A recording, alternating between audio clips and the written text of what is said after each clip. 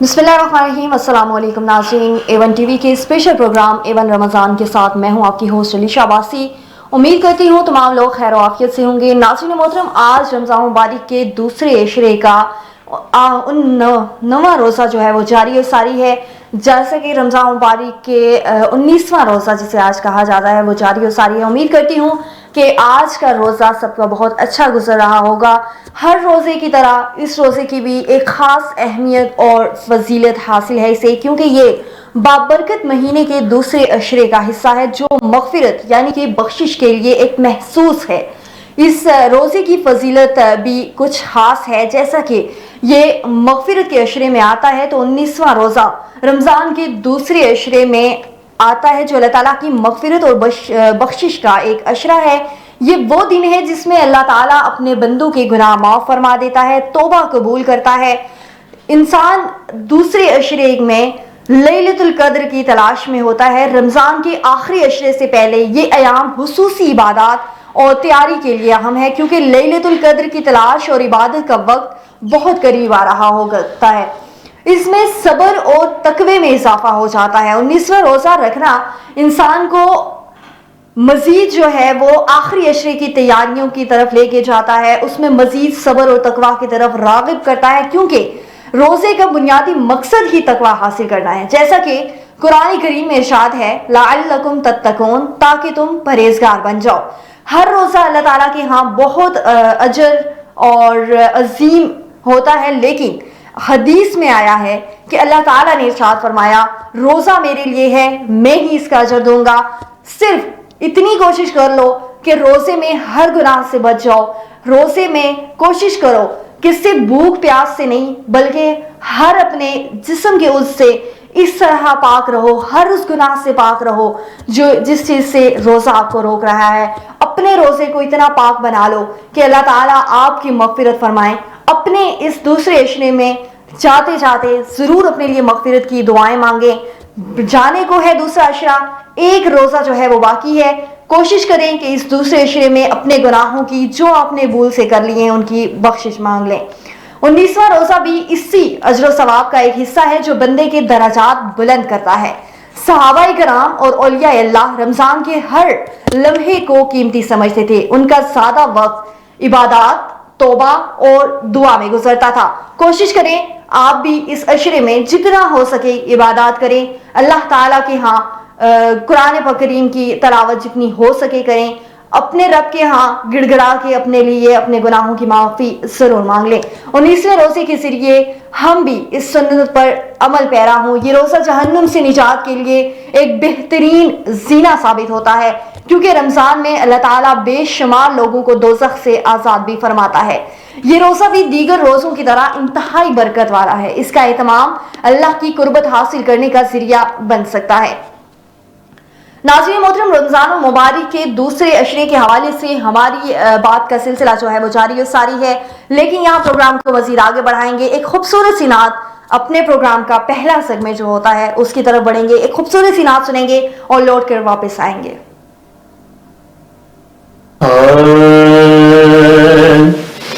काश वो चेहरा मेरी आँख ने देखा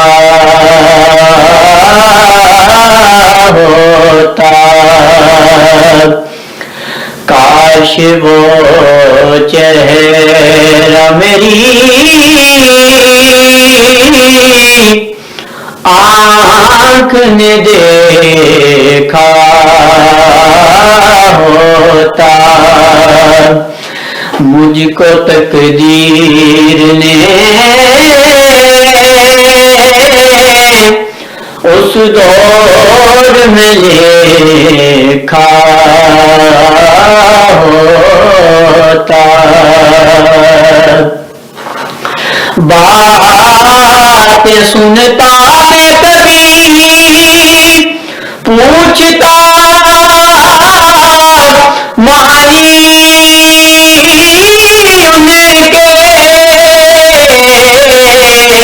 उनके, बातें सुनता मैं कभी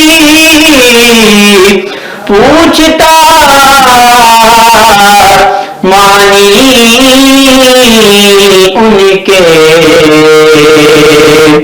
آپ کے سامنے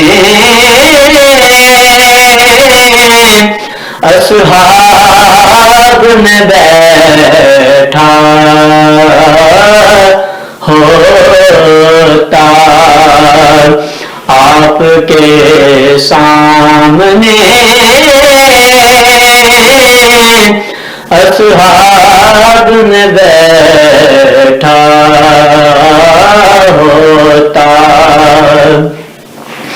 ہر سیاہ رات میں سورج ہے حدیث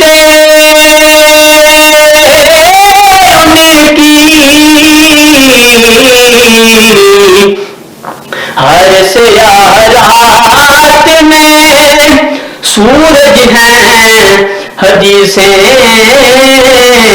ان کی وہ نہ آتے تو زمانے میں اندھیرا ہوتا وہ نہ آتے تو زمانے میں اندھیرا ہوتا بلغ لال کمالی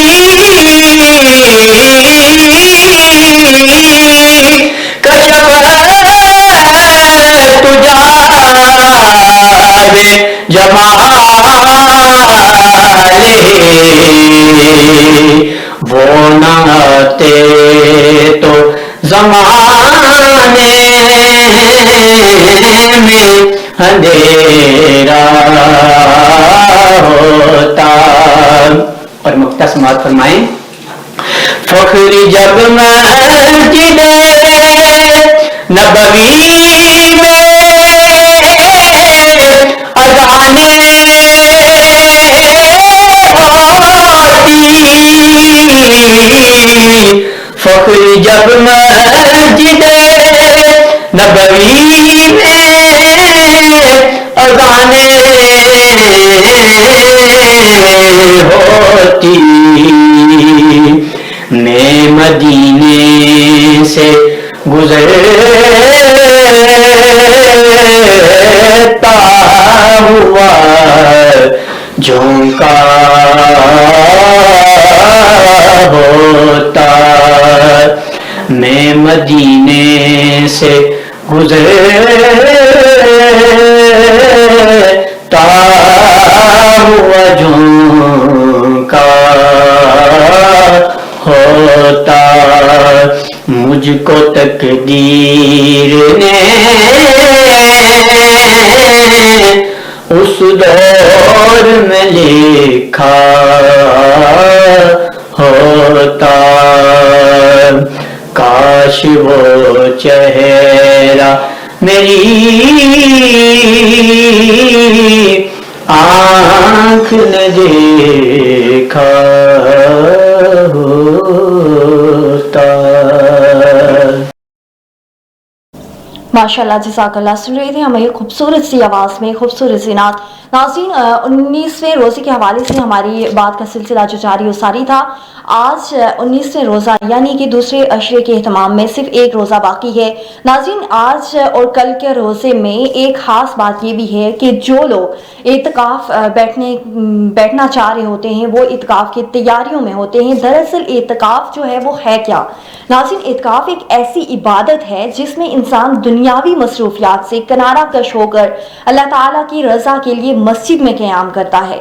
بعض مرد جو ہوتے ہیں وہ مرد حضرات جو ہوتے ہیں وہ مسجد میں قیام پذیر ہوتے ہیں اور عورتیں جو ہوتی ہیں وہ گھروں میں اعتکاف جو ہیں وہ کرتی ہیں. یہ عبادات خاص طور پر رمضان مبارک کے آخری عشرے میں کی جاتی ہے یعنی کہ 20ویں روزے شام کو کی جاتی ہے لیکن اسے رمضان کے علاوہ کسی بھی وقت کیا جا سکتا ہے. اعتکاف کی فضیلت جو ہے وہ قرآن و سنت میں بھی بیان کی گئی ہے. ایک حدیث میں آتا ہے کہ حضرت عائشہ رضی اللہ تعالی عنہا سے روایت ہے کہ رسول اکرم صلی اللہ علیہ وسلم رمضان مبارک کے آخری عشرے میں اعتکاف فرمایا کرتے تھے، یہاں تک کہ اللہ تعالیٰ نے آپ کی وفات کر دی۔ پھر آپ کے بعد آپ کی ازواج مطہرات اعتکاف کیا کرتی تھی۔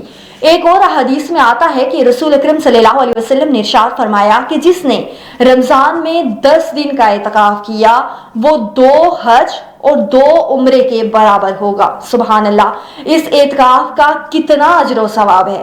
کوشش کریں کہ اس رمضان مبارک میں اگر آپ کی کوئی خاص مصروفیات نہیں ہیں تو کوشش کریں کہ عورتیں اپنے گھروں میں اعتکاف جو ہے وہ کریں اور مرد حضرات مسجد میں قیام پذیر ہوں۔ ناظرین محترم، ہماری رمضان مبارک کی دوسرے عشرے کے حوالے سے گفتگو کا سلسلہ جاری ہے۔ یہاں پروگرام کو مزید آگے بڑھائیں گے اور اپنے اگلے سیگمنٹ قصہ انبیاء کی طرف جائیں گے۔ ہر روز کی طرح آج قصہ انبیاء میں حضرت زکریا علیہ السلام کا ذکر ہم کریں گے، جو کہ اللہ کے برگزیدہ بندوں میں سے ایک تھے، جن کا ذکر قرآن پاک اور بائبل میں ملتا ہے۔ وہ نبی اسرائیل کے ایک صالح نبی تھے اور حضرت مریم علیہ السلام کے کفیل بھی تھے۔ مزید اسی حوالے سے تفصیل سے آگاہ کریں گی منیبہ اختر۔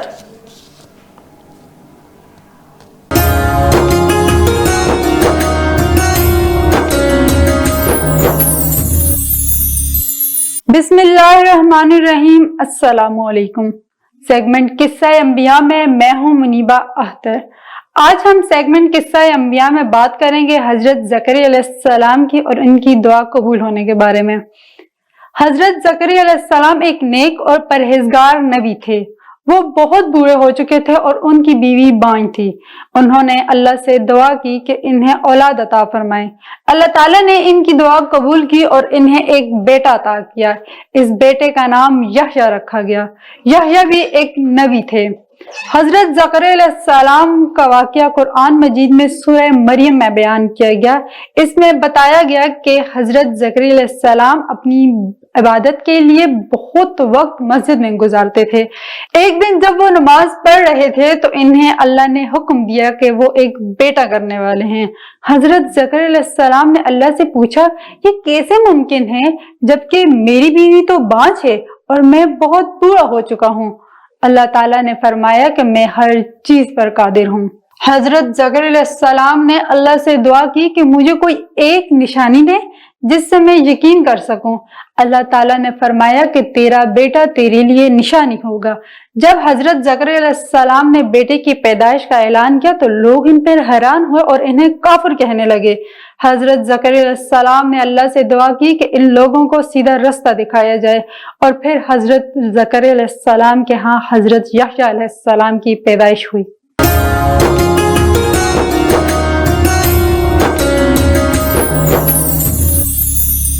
جی تو ناظرین، حضرت زکریا علیہ السلام کے حوالے سے آج کی قصہ انبیاء میں ہم آپ کو بتا رہے تھے۔ یہاں لیں گے ایک چھوٹی سی بریک اور بریک کے بعد دوبارہ آپ کی خدمت میں حاضر ہوں گے۔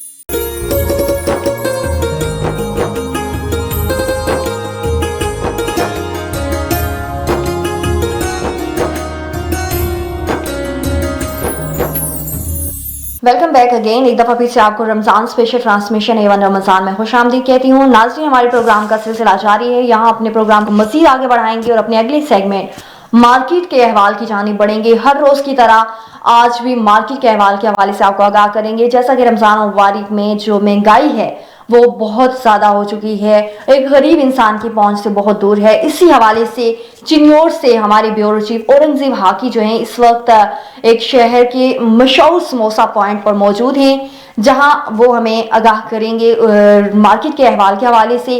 جی ہاکی، بتائیے گا کہ شہری کس طرح افطاری کے لیے خریداری کر رہے ہیں؟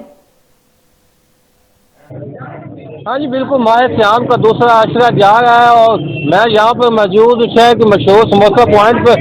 یہاں پر اگر بات کی جائے تو یہاں پر بہت رش دکھائی دے رہا ہے۔ یہاں پر اشیاء کی بات کی جائے تو سموسے، پکوڑے، کچوری، فوڈ چاٹ کے یہاں پہ دستیاب ایک شہری یہاں پر خریدار موجود ہے۔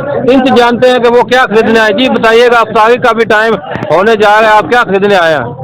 ہم یہاں پہ سموسے لینے ہیں. ماہ رمضان میں افطاری کے ٹائم اگر سموسے نہ ہو تو کہہ لیں افطاری کا مزہ ہی نہ آتا, سموسے پکوڑے نہ ہو تو. یہ ہمارے شہر کی سب سے مشہور دکان ہے.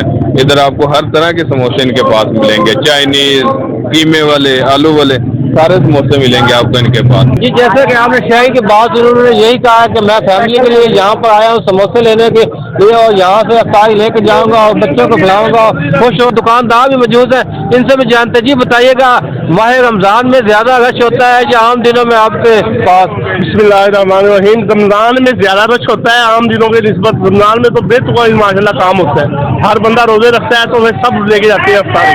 آپ کے پاس کون کون سی چیزیں ہوتی ہیں؟ ہمارے پاس سموسے کی 5 ورائٹی ہوتی ہے اور چکن قیمے کی کچوری ہوتی ہے. چائنیز سموسہ ہوتا ہے ہمارے پاس, آلو چکن ہوتا ہے, بیف قیمے کا ہوتا ہے, چکن قیمے کا ہوتا ہے. جیسا کہ آپ نے دکاندار کی بات سنی, ان کا یہی کہنا ہے کہ عام دنوں کی نسبت ہمارے رمضان میں رش زیادہ ہوتا ہے. ہمارے پاس 5 قسم کے سموسے اور کچوری بھی ہوتی ہیں, لوگ یہاں سے خریدتے ہیں, افطاری اپنی کرتے ہیں. جی بہت شکریہ حقیقی تفصیلات سے آگاہ کرنے کے لیے. ناظرین, یہ تھا ہمارا آج کا پروگرام. جاتے جاتے ایک خوبصورت سی بات آپ سے کہتی جاؤں گی, امید کرتی ہوں آپ اس پر عمل پیرا ضرور ہوں گے.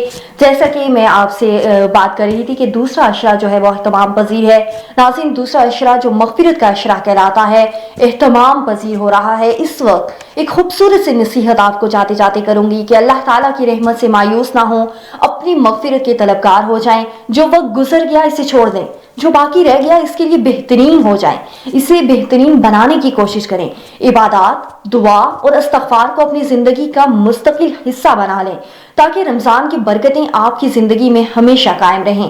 یہ وقت خود کو محافظہ کرنے کا ہے, دل کی اصلاح کرنے اور اللہ کے قریب ہونے کا ہے. آخری عشرے میں مزید محنت کریں تاکہ لیلۃ القدر کی برکتیں حاصل کر سکیں, تاکہ اپنے رب کے قریب اور زیادہ ہو سکیں. ناظرین, اپنی ہوسٹ علیشہ باسی کو دیجیے اجازت. کل ایک دفعہ پھر سے آپ کی خدمت میں حاضر ہوں گے. کل تک کے لیے مجھے دیجیے اجازت. اللہ حافظ. اللہ نے کے بعد.